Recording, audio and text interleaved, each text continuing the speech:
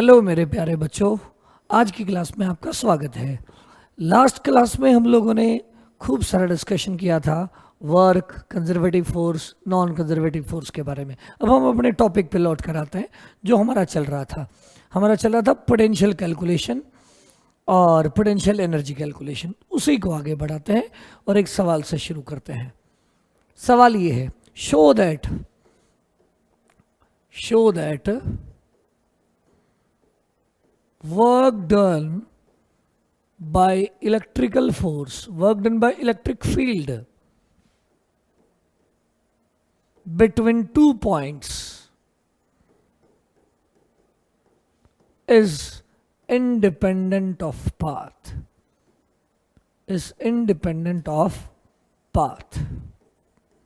हमें प्रूव करना है कि अगर कोई इलेक्ट्रिक फील्ड हो और उस इलेक्ट्रिक फील्ड में कोई 2 पॉइंट हो और अगर चार्ज एक पॉइंट से दूसरे पॉइंट पे मूव करे, यहां मतलब यहां कोई क्या हो, इलेक्ट्रिक फील्ड हो, और यहां कोई एक पॉइंट हो और यहां कोई दूसरा पॉइंट हो, और अगर चार्ज एक पॉइंट से दूसरे पॉइंट पे मूव करे और तो इलेक्ट्रिक फील्ड किसकी वजह से, इलेक्ट्रिक फील्ड की वजह से अगर मूव करे, तो हमें प्रूव करना है कि इलेक्ट्रिक फील्ड का वर्क इस एक पॉइंट से दूसरे पॉइंट में, चाहे पाथ ये ले लें तो भी सेम आएगा, ये ले लें तो भी सेम आएगा, और ये ले लें तो भी सेम आएगा। मतलब चाहे पाथ कोई भी ले लें तो भी वर्क सेम आएगा। हमें ये प्रूव करना है।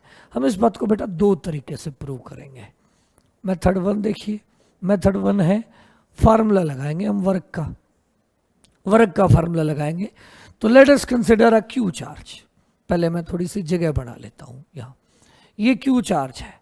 आप बताइए इस क्यू चार्ज का फील्ड कैसा है? ऐसा। ये मेरा फील्ड है इस चार्ज का, और मान लीजिए मैं इस ए पॉइंट से एक क्यू चार्ज को छोड़ दिया और वो क्यू चार्ज इस तरह से यहां गया है। ए से कहां गया है? बी गया है। मतलब कि कितनी दूरी से R1 दूरी पे था और अब वो चला गया है कितनी दूरी पर? बी पॉइंट पर, मतलब R2 दूरी पर चला गया है। कितनी दूरी पर चला गया बच्चों? R2। तो चला कहां से था वो? R1 दूरी से। पहले इस क्यू चार्ज से वो R1 दूरी पर था और अब वो इस रास्ते से होता हुआ R2 सॉरी, कितनी दूरी पर चला गया है? R1 दूरी से चलता हुआ R2 दूरी पर चला गया है। तो हमें वर्क डन बाय क्या निकालना है? Electrical force. Work done by electrical force निकालना है। तो बताइए कैसे करेंगे? शुरू करते हैं। आप बताइए वर्क का फार्मूला होता क्या है?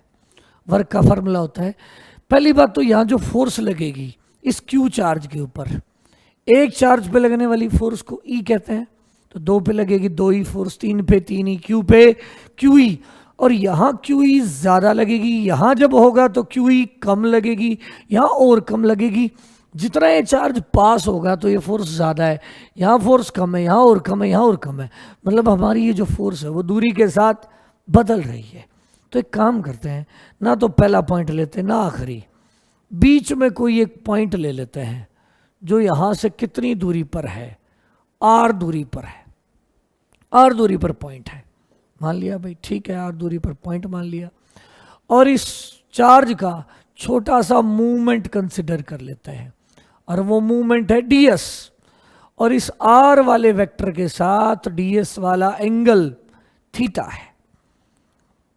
तो इलेक्ट्रिकल फोर्स कहां लगेगी? इस तरफ लगेगी। अगर यहां क्यू चार्ज है तो उसके ऊपर इलेक्ट्रिकल फोर्स कहां लगेगी? बाहर। चार्ज को ज्वाइन करने वाली लाइन पे ये प्लस और ये भी प्लस, तो इस पॉइंट के ऊपर जो फोर्स लगेगी वो बाहर, और उस फोर्स की वैल्यू होगी बच्चों QE।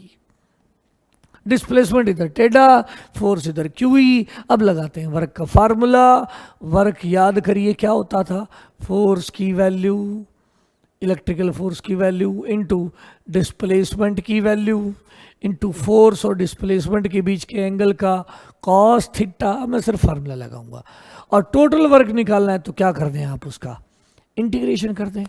तब आप करिए इंटीग्रेशन। अब एक बात सोचते हैं, यहां इधर अगर ds है और अगर मैं कहूं ये थीटा एंगल है, तो आप क्या मुझे बता सकते हैं कि ds का इस थीटा डायरेक्शन में, इस फोर्स वाली डायरेक्शन में कितना टुकड़ा है? तो आप कहोगे सर ये तो ds cos थीटा है। सॉरी कितना है? ds cos theta. देखिए इधर मेरा डिस्प्लेसमेंट ds है, तो मैं कहूं कि इस ds का इधर कितना टुकड़ा है फोर्स की तरफ, तो आप कहोगे सर ये टुकड़ा तो ds cos थीटा है। बोलो है कि नहीं बच्चों?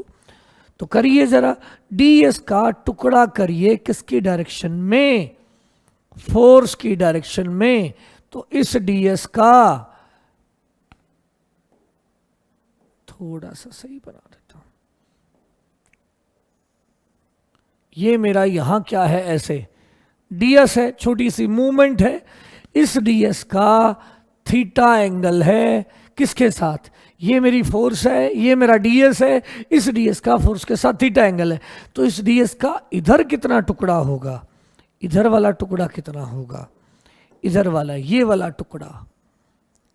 ds का इस साइड टुकड़ा कितना होगा? तो जवाब है बेटा वो हो जाएगा ds cos theta, ds cos theta. और ds cos थीटा किसकी डायरेक्शन में है? r डायरेक्शन में। r में अगर थोड़ी सी मूवमेंट है तो उसे मुझे क्या कहना पड़ेगा?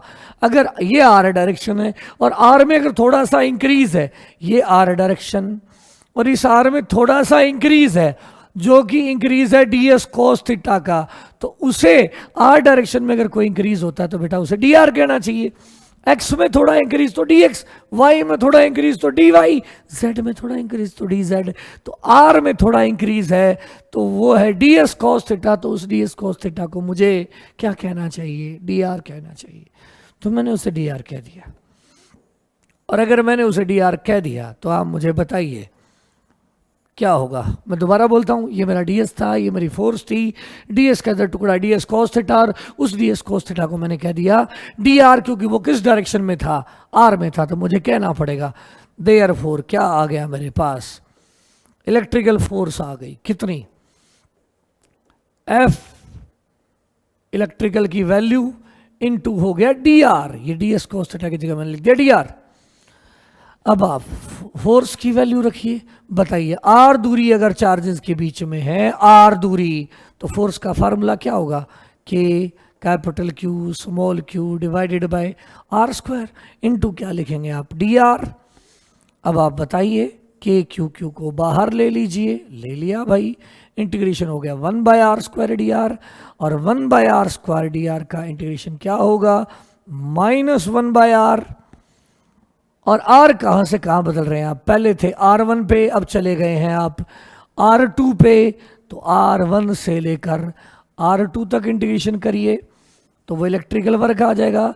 तो इलेक्ट्रिकल वर्क हो गया k q, लिमिट पलट लें आप, 1 बाय आर, माइनस का प्लस हो जाएगा, लिमिट पलट लिया करो जब माइनस हो। तो r2 से r1 पुट करिए, k capital Q small q 1 by r1 minus 1 by r2। ये हुआ work done by electrical force. और क्लियरली आप देखिए इस वर्क के अंदर कहीं भी क्या नहीं है? पाथ डिपेंडेंट कुछ भी नहीं है, केवल इनिशियल लोकेशन और फाइनल लोकेशन पे डिपेंडेंट चीज है। मतलब किस पे डिपेंडेंट नहीं है इलेक्ट्रिकल वर्क? पाथ पे डिपेंडेंट नहीं है। अगर आप इसे घुमा के वापस यहाँ ले आए, यहीं ले आए, R1 से चलें और वापस R पे ही ले आए, तो R2 R1 हो जाएगा, इलेक्ट्रिकल वर्क 0 हो जाएगा। इस प्रकार हम कह सकते हैं कि इलेक्ट्रिकल फोर्स का वर्क क्लोज पाथ में 0 होता है। यहाँ एक स्पेशल केस बनाना चाहूंगा मैं। ये तो प्रूव हो गया कि पाथ पे डिपेंड नहीं कर रहा। देखिए R1 से R2 के बीच में मैं कैसा ही पाथ मानूं, आंसर कितना आना है? k q 1 बाय पहली दूरी -1 दूसरी दूरी, ये आना इलेक्ट्रिकल वर्क। लेकिन अगर मैं कहूँ कि क्लोज पाथ में वर्क निकालिए तो आप कहेंगे सर R1 किसके बराबर हो जाएगा, R2 के बराबर, और ऐसा करेंगे तो इलेक्ट्रिकल वर्क 0 आ जाएगा, यानी क्लोज पाथ में इलेक्ट्रिकल वर्क 0 होता है। अब अगर मैं कहूँ कि आप यही चीज़ को दूसरे तरीके से करिए, work done by electrical force निकालिए R1 से R2 तक किसी और अप्रोच से, तो हम करते हैं दूसरी अप्रोच से, मेथड नंबर 2। ये कैपिटल क्यू चार्ज, ये बहुत ही छोटा है, बहुत ही आरामदायक है। R1 दूरी से आपने एक क्यू चार्ज लिया और उसे आप घुमा के उस क्यू चार्ज को कितनी दूरी पर ले गए, R2 दूरी पर ले गए। आपको निकालना है work done by electrical force, जायज बात। और किसके फील्ड में चले हैं आप, इस चार्ज के फील्ड के अंदर चले हैं, है सही बात है। तो कैसे करेंगे, सिंपल सी बात है, हम एक्सटर्नल वर्क निकाल लेते हैं और एक्सटर्नल वर्क को उल्टा कर देते हैं। एक्सटर्नल वर्क, कल मैंने सिखाया था बेटा, एक्सटर्नल वर्क निकाल लिया करो। हाइपोथेटिकल वर्क होता है वो, पोटेंशियल एनर्जी के फार्मूले में हम काल्पनिक तरीके से वर्क मानते हैं। तो आप एक्सटर्नल वर्क निकाल लीजिए। तो बताइए एक्सटर्नल वर्क का फार्मूला क्या था, एक्सटर्नल वर्क होगा डेल्टा यू, और डेल्टा यू क्या होगा, क्यू डेल्टा वी। मैंने बताया था क्यू वो चार्ज जो मूव करा रहे हैं, तो डब्ल्यू एक्सटर्नल क्या होगा बच्चे, Q into delta V. Delta V का मतलब Q V final minus V initial, और ये v उस चार्ज का होगा जिसके फील्ड में आप चला रहे हैं। आप इसके फील्ड में इस चार्ज को चला रहे हैं, जो चार्ज चलाते हैं उसका पोटेंशियल नहीं होता, जिसके फील्ड में चलाते हैं उसका पोटेंशियल होता है। तो आप बताइए v फाइनल किसका लिखेंगे, इसका लिखेंगे, यहां लिखेंगे, इसके फील्ड में ये चल रहा है तो इसके पोटेंशियल होंगे। अगर यहां दो चार्ज होते तो उन दो के पोटेंशियल्स लिखते हैं। तो इसके फील्ड में चल रहा है तो इसका पोटेंशियल लिखिए, कहाँ का लिख रहा है, फाइनल। फाइनल यहाँ है, और क्यू चार्ज से आर दूरी पर पोटेंशियल का फार्मूला भूल तो नहीं गए हैं आप, के क्यू बाय आर होता है, K Q by R two, K Q by R two minus initial K Q by R one. हो गया, आंसर आ गया। के क्यू कॉमन ले लो, के Q Q 1/r2 minus 1/r1, ये आ गया एक्सटर्नल वर्क। पर आप तो कहोगे सर हमने तो इलेक्ट्रिकल वर्क पूछा था। अरे कोई बात नहीं, देयरफॉर इलेक्ट्रिकल क्या होगा, जो W एक्सटर्नल आया उसको पलट दे, पलटने का मतलब माइनस लगा दे, और माइनस लगाने का मतलब यहाँ प्लस कर दे और यहाँ माइनस कर दे। तो आंसर आ गया के Q Q 1/r1 minus 1/r2, same answer जो अभी अभी हमने किया था। तो बेटा ये कोई रटने की बात ही नहीं है, सिंपल क्या याद रखो, ये है सबसे गजब बात। ये इतनी ही बात जो मैंने कल भी प्रूव कराई थी, इतना याद कर लें बस। W external delta U, delta U आ गया तो उसका उल्टा कर दो, माइनस W इलेक्ट्रिकल हो जाएगा। तो कभी भी आपको वर्क पूछे तो एक फार्मूला याद रखें, Q डेल्टा V, और डेल्टा V के लिए याद रखें V final minus V initial, और W एक्सटर्नल अगर आ जाए उसको पलट देना, W इलेक्ट्रिकल आ जाए करेगा। यस और नो। अब आपसे कह देगी show that work done by electrical field in close path is always zero, is always zero. तो बेटा यहाँ R2 क्लोज पाथ होगा, मतलब यहां से घूमते हुए यहां आ जाएंगे, तो R1 और R2 सेम हो जाएंगे। R1 और R2 अगर क्या हो गए, R1 अगर R2 के बराबर हो गया तो W एक्सटर्नल भी जीरो आ जाएगा और W इलेक्ट्रिकल भी जीरो आ जाएगा। इस प्रकार हम कह सकते हैं कि जो भी कंजर्वेटिव फील्ड दुनिया में होता है, कोई भी फील्ड हो, जरूरी नहीं इलेक्ट्रिक फील्ड, उसका क्लोज पाथ में वर्क हमेशा जीरो आता है। ये बड़ी इंटरेस्टिंग बात है। तो मैं गजब कंक्लूजन लिखूंगा यहां पे, work done by conservative, work done by conservative field in closed path, बहुत सुंदर लाइन है, work done by conservative field in closed path is always zero, is always zero. Yes और नो। चलिए आपसे कह दूं, मैं एक छोटा सा सवाल पूछूंगा, बहुत ही सुंदर है, बहुत ही सुंदर है ये सवाल। मैंने कहा कि बेटा आप बताइए, प्रूव करके दिखाइए कि इस तरह का फील्ड कभी भी संभव नहीं है। हाँ, ये आपको याद होगा, लाइनें अगर क्लोज दिखाई जाती हैं तो फील्ड स्ट्रांग होता है, अगर लाइनें दूर दूर हैं तो फील्ड वीक होता है। मेरा सवाल ये है कि आपको प्रूव करना है, prove that this electric field is not possible. ये इलेक्ट्रिक फील्ड किसी भी तरह के सिस्टम के द्वारा प्रैक्टिकली संभव नहीं है। आपको सर कैसे प्रूव करेंगे? बेटा ऐसे करेंगे, एक इमेजिनरी क्लोज पाथ मान लो, इमेजिनरी क्लोज पाथ ऐसा मान लो, ऐसा ऐसा इलेक्ट्रिक ऐसा पाथ मान लो, ए बी सी और डी। अगर इस क्लोज पाथ में आप कोई चार्ज घुमा दें और उस चार्ज का इलेक्ट्रिकल वर्क निकाल लें, और अगर वो टोटल इलेक्ट्रिकल वर्क जीरो नहीं आता तो ये संभव नहीं है, और अगर जीरो आ गया तो संभव है। तो मान लेते हैं एक क्यू चार्ज को कहाँ ले जाया गया, ए से बी, ये ईवन फील्ड कह देते हैं। यहाँ ऊपर लाइनें क्राउडेड हैं तो फील्ड हाई होगा, यहाँ खुली हैं तो E2 कह देते हैं, नीचे वाले रीजन में E2 कह देते हैं, ऊपर वाले रीजन में E1 कह देते हैं।